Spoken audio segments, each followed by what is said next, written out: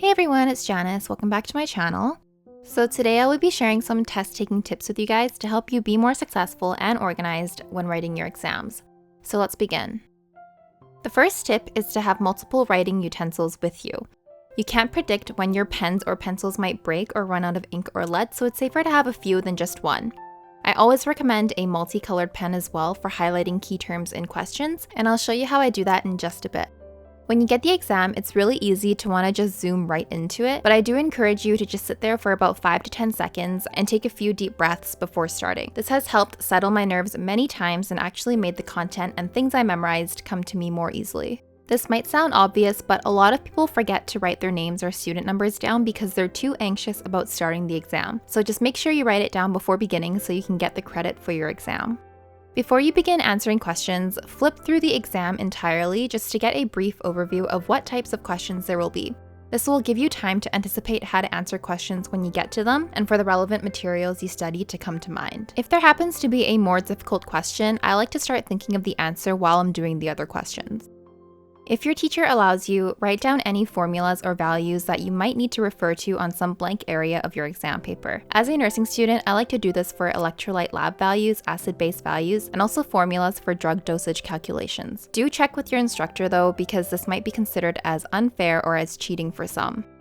Now, when you read the questions, read them very carefully, word by word. Sometimes my eyes just fix on a few words or the sentence as a whole, and then my brain tries to make sense of it, but doing this makes it very easy to skip words that could change the whole meaning of a question or how they want you to answer it. You might miss things like double negatives or select all that apply, which is how I have lost marks in the past, from reading too fast. So this is where your multicolored pen comes in handy. I use the red colored pen to highlight key terms in the question, concepts that I need to understand in order to answer the question, and what the question is asking me to do. For example, in this question, I am underlining the key term congestive heart failure because it is a central concept to the question, and I am also underlining diuretic therapy because it gives context to the situation and might be important for answering the question. I will need to know how these two are related to each other. Then I identify what the question is asking. It's asking for a symptom that would indicate that the diuretic medication is not working. By identifying key terms, relevant concepts, and what the question is asking you to do, you will be more likely to understand the motivation behind the question, and therefore you will probably be more successful when trying to choose an answer. Although you are responsible for the material on the exam, if you encounter a word or question that you don't understand, please ask your teacher or instructor. The worst thing they could say is no. And most of the time, they try to be very helpful so that you can succeed on the exam. For questions that you don't quite have the answer to, put a star next to it and move on. Don't dwell on it because it'll take up the precious time you need to answer the rest of the questions. You might even want to look through the exam paper because sometimes the answer is in another question as well. I would go back to these questions at the end. Lastly, double check your answers, but don't second guess yourself.